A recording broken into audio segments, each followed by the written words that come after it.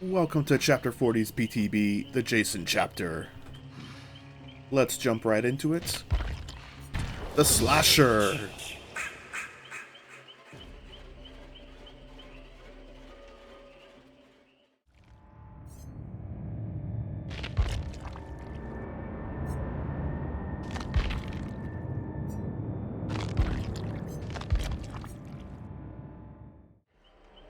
For his power, Omnipresent Evil. Press the active ability button to activate Omnipresent Evil. The Slasher becomes invisible and gains undetectable, but cannot see survivors or their scratch marks. Mist clouds reveal the location of survivors who are not moving. Footprints reveal the path of survivors who are walking or running. Omnipresent Evil is deactivated by using Jump Scare. Special ability, Jump Scare. While Omnipresent Evil is active, look at a pallet, breakable wall, or window to quickly move to it and perform a special break or special vault action. The secondary action button switches the side you will face when performing Jump Scare. Jump Scare exit Omnipresent Evil mode, gains haste, and reveals detected survivors with Killer Instinct. Special ability, Throwing Spikes. Grab a spike from a scrap piles or hooks. Hold the secondary action button to ready the spike and tap the attack button to throw. Spikes are replenished throughout the map when Omnipresent Evil is activated. A spike knocks back a survivor and damages them for 1 health state. Survivors will be impaled if they are hit with a hook spike. They cannot heal past the injured state, and the embedded hook spike will have an aura visible to killer. Injured survivors will be both impaled and immobilized if they are hit with a spike and knocked into a wall.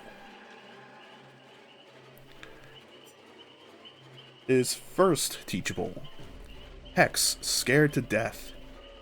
While chasing a survivor, after you hook 3 different survivors, a dull totem ignites. While chasing a survivor, whenever you basic break a pallet, survivors within 13 meters scream and gain a 13% hindered for 3 seconds. His second teachable, Silent Shadow. When the trial starts, you gain undetectable for 13 seconds or until you down a survivor. When all generators are completed, you gain undetectable. Like permanent? Wow. And his last teachable, Rampage. When you basic break a pallet or breakable wall, you earn up to 1 token. You earn 1 token up to 13. Whenever you are blinded or pallet stunned for the next 13 seconds, you gain 1% haste for each token. The cooldown is 20 seconds. His add-ons from common to iridescent. Orderly Shoe. Increases the duration of haste after a jump scare by 5 seconds. Knitting Needle. Increase the time it takes for injured, impaled survivors to extract the spike from themselves by 20%. Garden Claw. Increases the duration of Killer Instinct after a jump scare by 2 seconds. Bent Wheel. Increases the range at which you can trigger jump scare by 4 meters. Toxic Waste. After a jump scare, survivors within 6 meters of a hook or scrap pile gain Oblivious for 13 seconds. Sleeping Bag. After grabbing a hook spike while in Omnipresent Evil mode, see the locations of survivors within 8 meters of hooks. Party Noisemaker. Breaking a pallet or breakable wall with jump scare reveals the auras of survivors further than 32 meters for 6 seconds. Coroner's Coffee. Increases the distance survivors are pushed by spikes by 25%. Gain 13% haste for 3 seconds after injuring a survivor with a spike. Bloody Smile. Increases jump scare and Omnipresent Evil's detection range of survivors by 4 meters. Two nails. Spikes that come within 1 meter of a survivor reveal their aura for 6 seconds. Sauna Rock. After a jump scare, inflict all survivors within Killer Instinct's detection range with Exhausted for 13 seconds. Mirror Shards. Impaled survivors become broken for 30 seconds after extracting the spike. Imprinted Aluminum. Injuring a survivor with a spike inflicts the mangled and hemorrhage status for 70 seconds. Eye Goop. Gain undetectable for 9 seconds after grabbing a hook spike. Missing Corkscrew. Impaled survivors emit a 32-meter terror radius until the spike is extracted. Gain undetectable from the time a survivor is impaled to 13 seconds after they extract the spike. Deputy's Badge. See the repair progress of generators while in Omnipresent Evil mode. Decreases the movement speed of Omnipresent Evil by 25%. Burnt Fuse. While the survivor is impaled and for 5 seconds after they extract the spike, the exit gates are blocked for them and any survivor within 13 meters. Bloody Magazine. When a hook spike misses, all survivors within 13 meters of the impact scream and reveal their auras for 3 seconds. Iridescent Boat Motor. Passing through windows while in Omnipresent Evo mode marks them for 13 seconds. When you perform a jump scare, all marked windows become blocked for 5 seconds. And Dirty Money. Gain 2 tokens whenever a generator is completed. If you are not holding a spike when vaulting a window or breaking a pallet, immediately spend a token and gain a spike. And there will be 3 new survivor perks in this PTB to come out with a original survivor that's apparently coming out with or shortly after the live release of the Jason PTB. And the first perk is Wide Open Throttle. Whenever you fast vault a pallet, you gain 15% haste for 3 seconds. The pallet is reset and blocked for 60 seconds and all survivors see its aura for that time. I think this is going to be an issue, especially if they get to reset God pallets. And especially if that survivor lands a stun with a God pallet and then vaults it, has something like Lithe so that they can just speed off safely. Especially with how behavior increased the pallet density and refused to acknowledge that it's a problem. The second perk is Lend a Hand. Once per trial per survivor, after you have blessed or cleansed one totem while healing another survivor, use F to give them 4 permanent healing charges. It takes 16 charges to heal a survivor, so this cuts it down by 25%. Way back when the game first came out, and I think until 2018 or 2019, it used to take 12 healing charges to heal a survivor to full, and then they nerfed that to 16. So this just makes it back to old healing speeds, and I don't think perks like Resurgent stack with this. I think Resurgent just heals you to 75% of what you need. If Resurgence would heal you up to you only need to be healed for half a second, I think that would be pretty busted and broken. Might try and look into that. And the last perk is Cross-Examination. While in the killer's terror radius, they leave light marks that last for 10 seconds that you can see. While on the killer's light marks, you gain Elusive. This ends after 5 seconds. So I'll also check to see if you can leave the light mark path and then re-enter it to regain the buff and reset it to 5.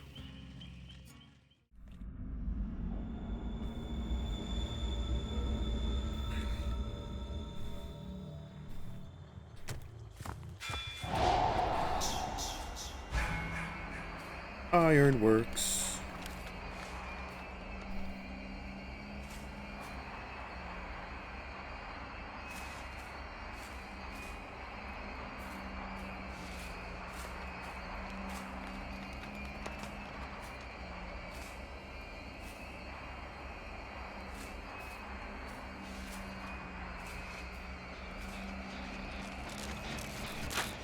shit, I gotta find somewhere I can teleport to here.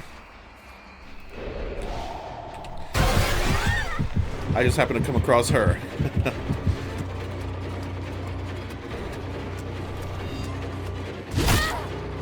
Ooh, I pushed her away from the window.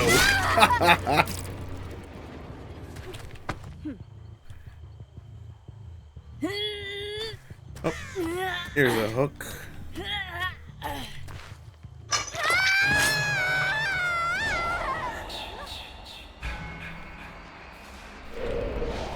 It's still on this generator here.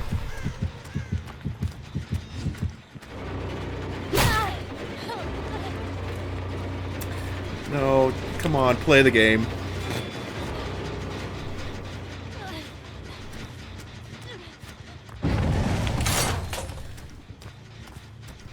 Okay, where'd she run off? There we go.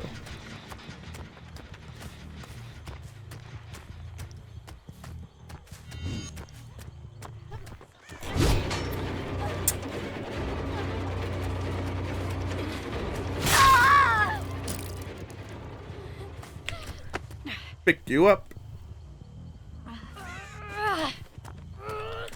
Throw you up. Get my hook back.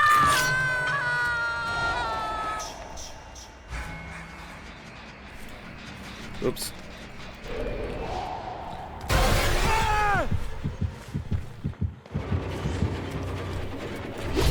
Ooh, yeah.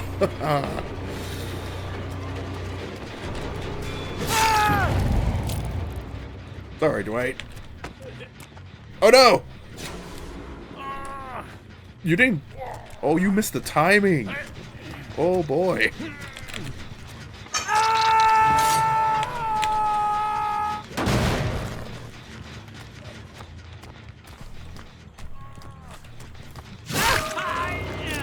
I saw you, Dwight.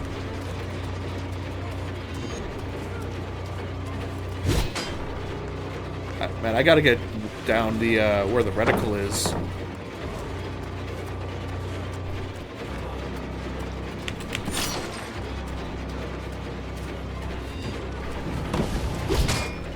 Yeah, I keep missing.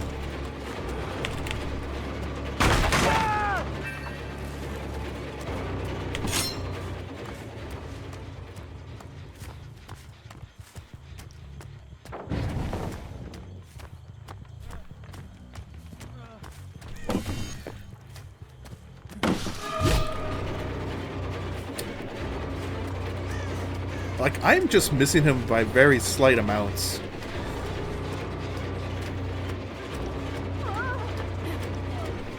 Yeah, balance? No, you don't. So then you die!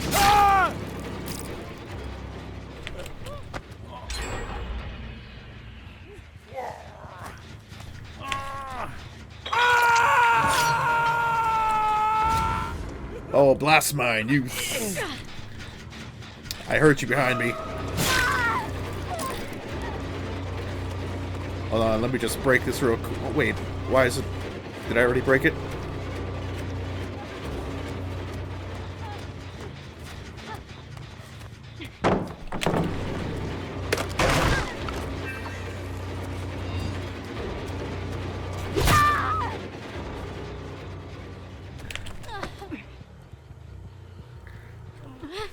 Now every time I break a pallet, they should suffer the hindered.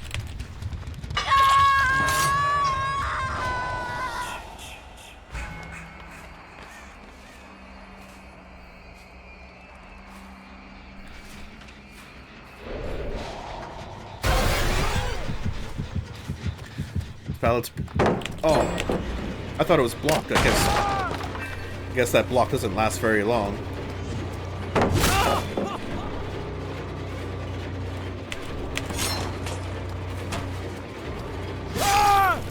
I don't know where you were going with that.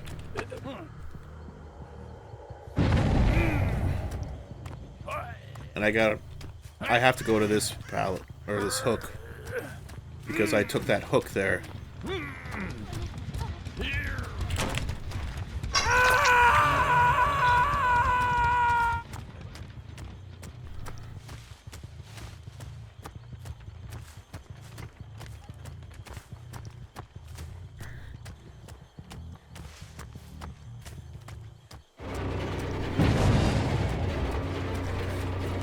Yeah, this spear is very much in the way for me to throw it.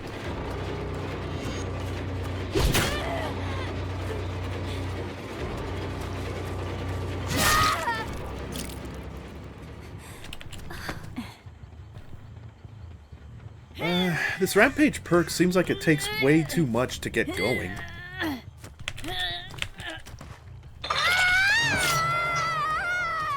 Plus, if the survivor pre-drops it, you don't get any use out of it.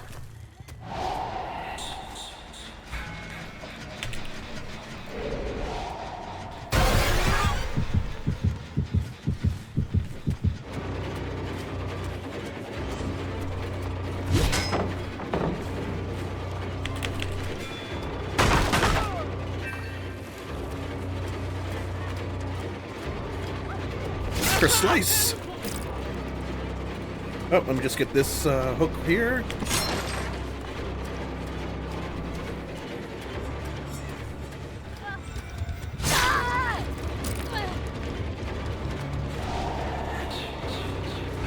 I want the other Dwight.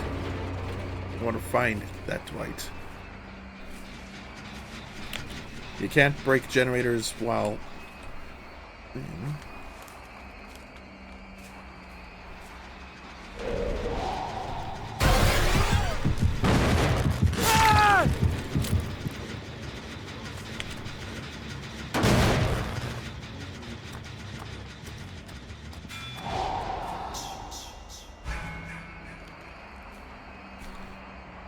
Where are you?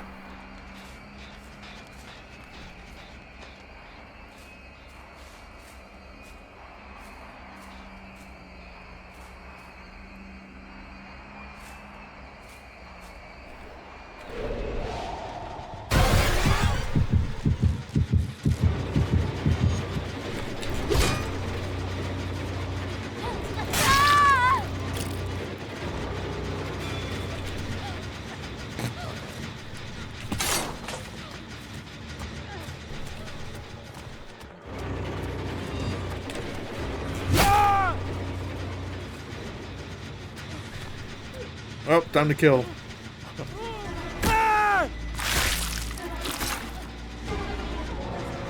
Goodbye, Dwight. Man, these guys are literally just goofing around just to see the Moris and all that shit.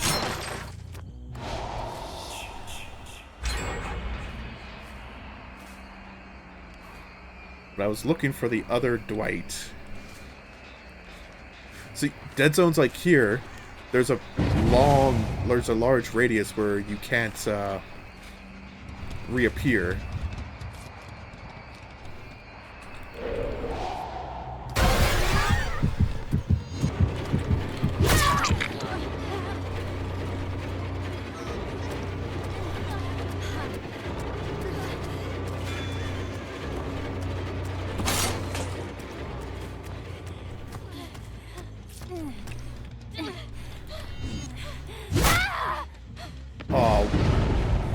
Why didn't that impale her to the wall?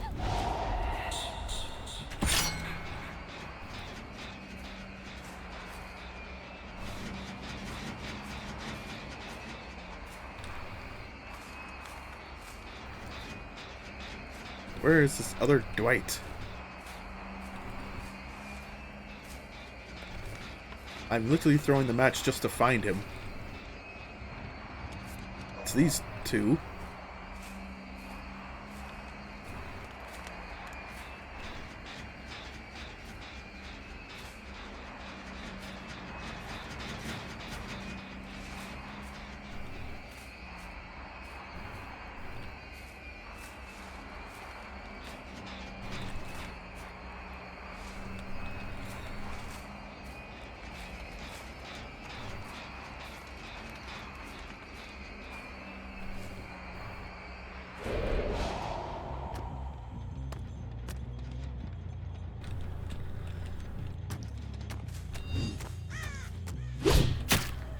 Ooh, long shot.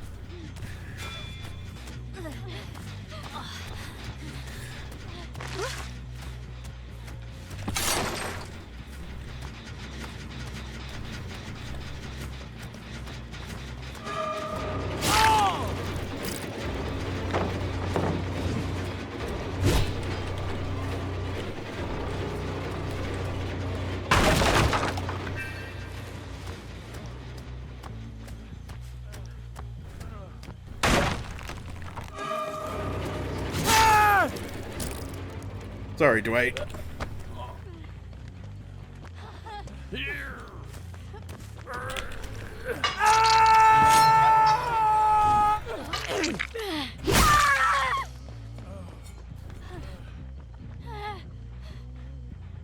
Special kill.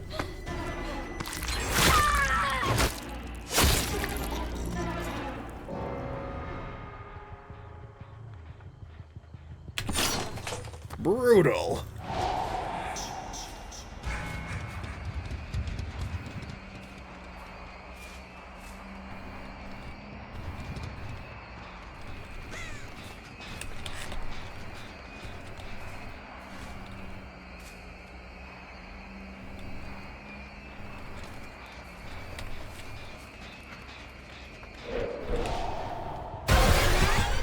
Why did that take so long to input? Oh, I thought she would turn it in there.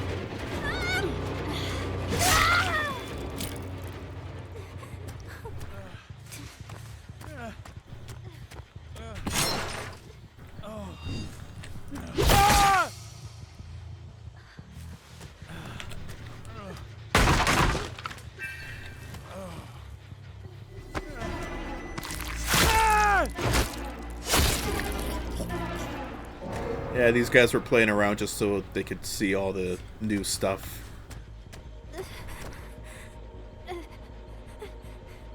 No hatch.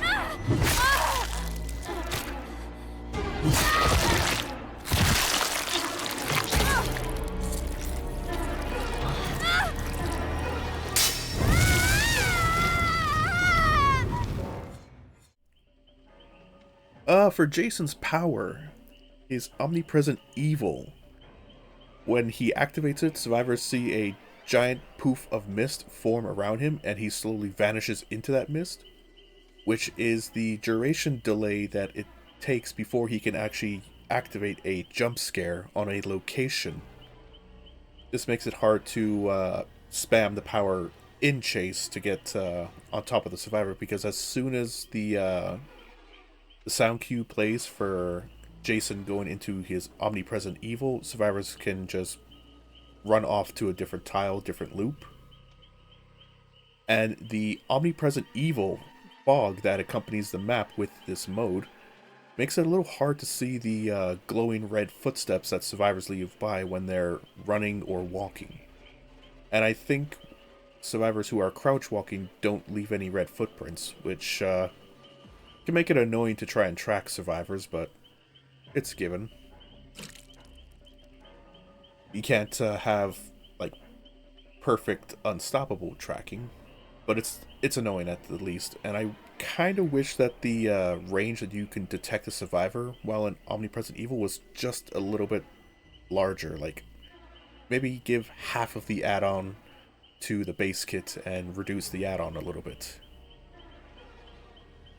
As for his spear throwing, it has a slightly bigger hitbox than Deathslinger's spear, flies kind of like Trickster's knife, and if it hits a survivor, acts like a mini Wesker Virulent Bound, where it just carries a survivor a short distance.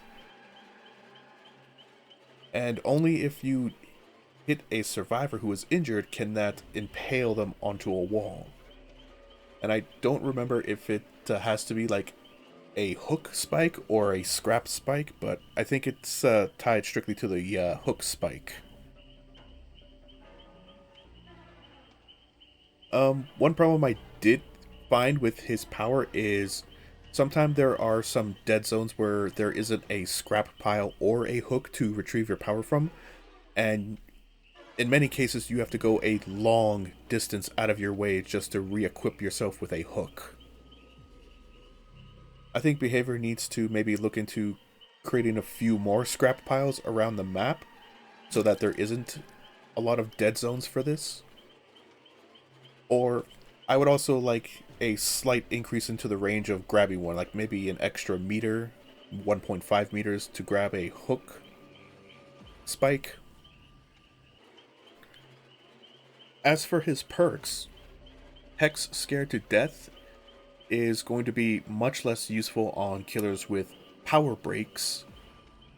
So for other killers, like for example Wraith, Pig, or any other killer that has to normally break a pallet, this would be much more useful, but the requirement of needing to hook 3 different survivors means behavior wants to encourage you to spread your hooks out, but how easy it is to play survivor these days is much less feasible.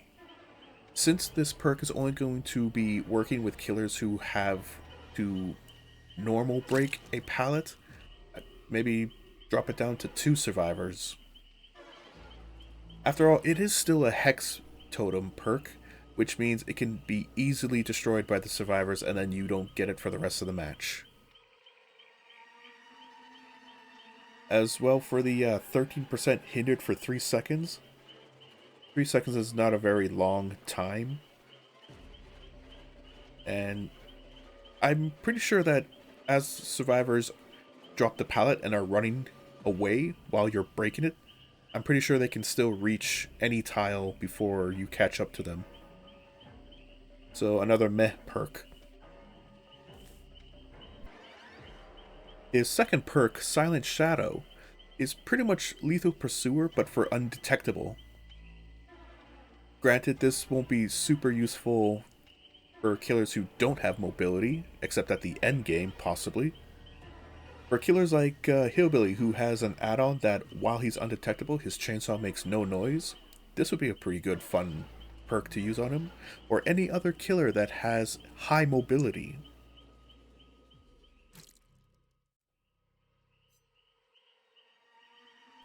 And his last perk, Rampage, I think it requires too many tokens to get like the most effect out of it. You have to break 13 tokens to get the maximum haste off of it, and you only get the haste effect when you get stunned or blinded. This requires you to fail and lose to the survivors in order to get a benefit out of it. And this also does nothing for killers who have a special break power. I mean, it's good that it lasts for 13 seconds, and this will probably help some killers catch up. So, once again, a perk that rewards you for failing, but the reward is not good enough. I think maybe just reducing the amount of tokens you need in order to get the maximum effect. You can even reduce the amount of haste, like still keep it 1% haste per token, but reduce it to like maybe 8 tokens in order to get 8% haste for 13 seconds. I don't think that would be too bad, because this is a perk that you will literally have to combine with things like Spirit Fury Enduring, maybe any perk that breaks pallets faster after you get stunned so that there's less time wasted on the haste effect. I don't even think if you equipped Hubris with this perk, that if you get stunned with Enduring, and you recover from that stun fast enough that you can literally walk around the pallet and catch the survivor before Hubris ends and down them in a single strike. This is just a gimmick perk that I don't think will be too useful, and requires a lot of perks to work with it. As for the survivor perks, I think they're slightly problematic. Wide Open Throttle. Whenever you fast vault a dropped pallet, you gain 15% haste for 3 seconds, which is not as strong as things like Lithe or Sprinters, but it also resets the pallet and blocks it for 60 seconds so that other survivors cannot use it, but you save it from being broken by the killer. So if you use this on, say, Shack pallet or any other god pallet, and you combine it with things like Lithe or I'm trying to remember that Michonne perk that stuns killers when you vault a window or pallet. If you can circumvent being hit by revaulting the pallet, this just saves god pallets from being destroyed. Sure, they can't use it for 60 seconds, but the distance they gain from using something like Lithe, they literally reach another tile before they need to reuse that pallet. And then they go back once the perk is cooled down and they can reuse it on another god pallet. This combined with perks like 5 moves ahead, which quickens how you drop pallets so you can revault it faster and get even further away from the killer with Lithe. Yeah, you need to combine 3 perks in order to get this effect, but it's still a little concerning. The second survivor perk, Lend a Hand. After cleansing or blessing one totem, and while healing another survivor, you can press a special ability button to heal 4 permanent healing charges on them for the rest of the trial. It takes 16 charges to heal a survivor from 0% to 100 for a health state, and this perk makes it so that you only need to heal them 12 charges, so this reduces the amount of time spent healing them by 25%. And thankfully, you can only do this or have a survivor affected by this effect once per trial.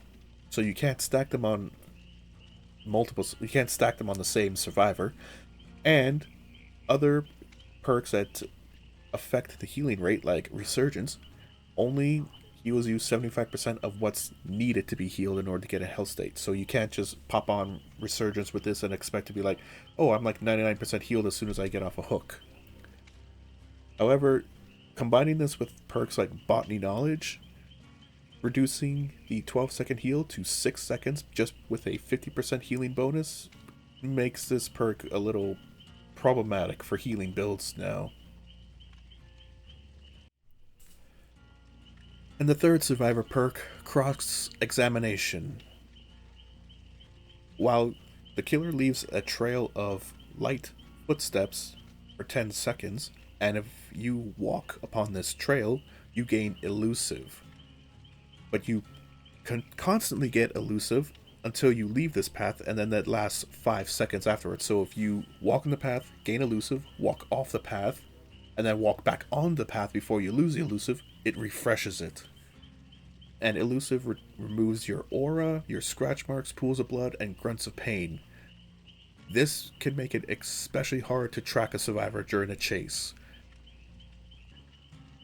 I don't think this should work during a chase. Like, I can see survivors who are going for flasher saves using this so that they don't really make any noise so they can stay hidden from the killer's detection, but I don't think this should be active during a chase. The only saving grace is that it doesn't remove the survivor's footstep sounds, but it's DBD. Audio inclusion already screws that over pretty badly, because behavior can't get their sounds to work properly, unfortunately. Overall, I think Jason is a pretty good killer, not the strongest. Throwing the spikes requires some patience as well as practice in order to learn their trajectory. And it's a pretty fun power, and the spikes can travel pretty far if you arc it high enough. So you could probably land a couple cross maps, possibly. Let's see. I still think the omnipresent evil needs to slightly increase the range that you can detect survivors with it, and maybe do a little more to highlight the footsteps to make them easier to see, because the fog drifting on the ground kind of makes it hard to see them sometimes. Obviously, they're going to polish up the animations when they release it to live. I think he's going to be a pretty good killer. Sadly, they only got the Jason universe, so we're only getting Jason, no map, no survivor from Friday the 13th. We're getting an original survivor afterwards, or maybe on the same day as the release. It works. I mean, it could just be a random camper.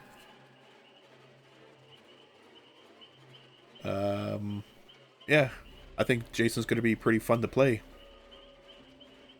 Not the strongest, not the worst. Just take some practice and learning. Although, I am going to talk slightly a little bit about how this year was teased, which I find funny as hell. So, I thought that the clues that Behavior was posting on their Twitter were just some red herrings, because it was pretty obvious. Like, There was one that had a calendar date of June 31st, which there is no June 31st, and backwards it's 13. Normally, behavior doesn't seem to leave these blatant, obvious tidbits, but this time around it kind of was. And then there was that other Twitter post with a short film about a survivor who was on the subway, which might be our survivor that's coming with Jason's chapter. That doesn't tie into Jason whatsoever, so people were saying, oh, maybe it's Pennywise because there was a Stephen King graffiti on the wall. That teaser had absolutely nothing tied into Jason. It was probably just something to advertise 10 years of Dead by Daylight. And then there was that stream that they posted.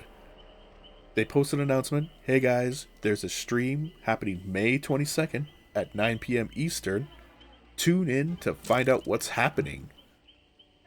And people jumped in, and it was just a live feed of a little shed in the woods, and every so often some random things would just happen in the background, like a cyclist rode his bike through the campgrounds in the background, a random tree branch fell on top of the shed, a bird flew down on top of the shed roof and then flew off, there was a gunshot at one point, and this stream lasted 13 hours, and it pissed off the community a lot. I think it was a great advertisement for the anniversary chapter. I think it was great, but two things they could have done to make it better is, one, not announce the stream and just go live at that time, so people would be jumping in going, hey, what's going on? They're streaming. What's this all about? And curiosity, because people are complaining, oh, they wasted 13 hours of my time just to be revealed that it's Jason. Like, no one told you to stay and watch. Like, yeah, but it was the intrigue of who's the reveal going to be. I want to find out. Like, the anticipation. I'm locked in. That annoyed a lot of people. I think it should have been not announced, and then they skim it down to maybe like 2.5 hours, because even though I think it was a great advertisement for it, 13 hours was a little bit long, and it's only 13 hours because, hey guys, it's Friday the 13th. Coincidentally, this is also a 13-hour stream advertising the reveal of Jason. Look how nerdy we are. Yeah, I don't think they should have announced it and they keep it down to like 2 hours. You don't need to make a 13-hour stream just to tease Jason.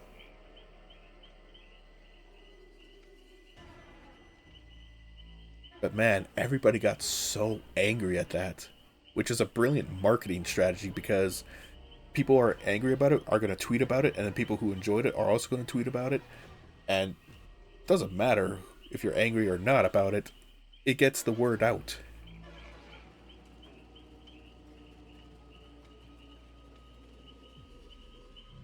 A couple of my favorite moments from the video is little things like the shed door opening slightly and then slamming shut. A special appearance from the Unknown, which apparently in DBD's lore of him coming into DBD, he fights the Unknown. They have beef.